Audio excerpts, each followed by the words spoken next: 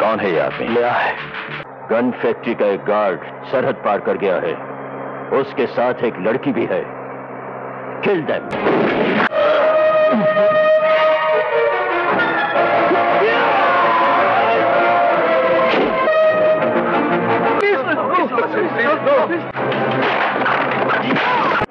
तुम शायद ये नहीं जानते कि तुम हमारे हेडक्वार्टर में आ तो सकते हो, लेकिन यहां से निकलकर जाना नामुमकिन है, इसलिए रिलैक्स।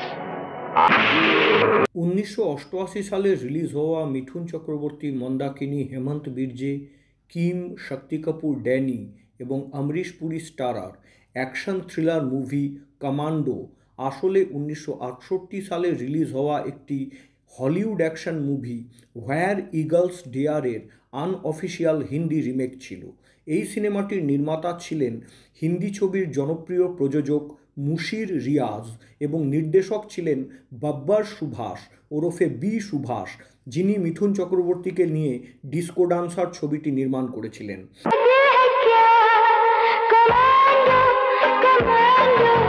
सुन लिया है, उसे खत्म कर दो। कहाँ है वो? सेंट्रल जेल में। तो फिर कल सुबह उसकी लाश पुल के पास वाले कटर में से उठा लेना। ফিল্ম কমান্ডোর সঙ্গীত পরিচালক ছিলেন বাপি লাহিড়ী। ফিল্ম কমান্ডোই ছিল বি সুভাষ দ্বারা নিজস্ব প্রোডাকশনের বাইরে অন্য কোনো ব্যানারে নির্দেশিত শেষ ছবি। এরপরে বি সুভাষ কেবল নিজস্ব ব্যানারের ফিল্মের নির্দেশনাই দিয়েছিলেন।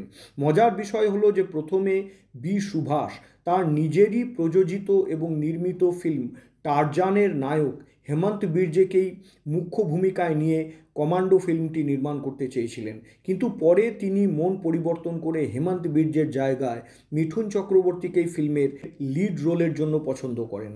এই ছবিতে অমরিশ পুরী, ড্যানি এবং শক্তি কাপুর বলিউডের সেই সময়ের তিনজন টপ ভিলেনকেই একসাথে পর্দায় দেখা গেছিল। ফিল্ম কমান্ডোর বেশ কয়েকটি অ্যাকশন সিকোয়েন্স 1985 সালে রিলিজ হওয়া হলিউড মুভি আমেরিকান নিনজা থেকে প্রভাবিত ছিল। এই ফিল্মের অন্যতম নায়িকা কিম ইয়াশপাল ছিলেন মিঠুন চক্রবর্তীর ডিস্কো ডান্সার ছবির নায়িকা। ডিস্কো ডান্সার মুক্তি পাওয়ার প্রায় 6 বছর পরে আবার বাব্বার সুভাষের সাথে কাজ করার সুযোগ পেয়েছিলেন কিম, কিন্তু ফিল্ম রিলিজের আগে এডিটিংয়ের সময় ওনার অনেকগুলি দৃশ্য বাদ চলে যাওয়ায় কিম খুবই হতাশ হয়েছিলেন। রিলিজের পরে কমান্ডো প্রথম সপ্তাহে টিকিট উইন্ডোতে ব্যাপক সাড়া পেয়েছিল। পরে অবশ্য আস্তে আস্তে ছবির গ্রাফ কিছুটা নিচে নেমে যায়। বক্স অফিসের বিচারে সেই সময়ে ছবিটি গড়পড়তা বা অ্যাভারেজ প্রমাণিত হলেও মিঠুন চক্রবর্তীর স্টার ভ্যালু এবং বাপি লাহিড়ীর মিউজিকের সৌজন্যে ফিল্ম কমান্ডো ঘুরে ফিরে রিলিজ হতেই থাকে এবং 10-15 বছরের লং রানে এই ছবিটি ভালোই ব্যবসা করেছিল। और उस पर यह इल्जाम लगा दिया जाएगा कि उस फैक्ट्री से वो आर्म्स एंड एम्युनिशन चुरा कर दुश्मनों को बेचता था। ফিল্ম কমান্ডো ছিল মিঠুন চক্রবর্তী এবং বি সুভাষ জুটির সবচেয়ে ব্যয়বহুল বা বিগ বাজেটের ছবি।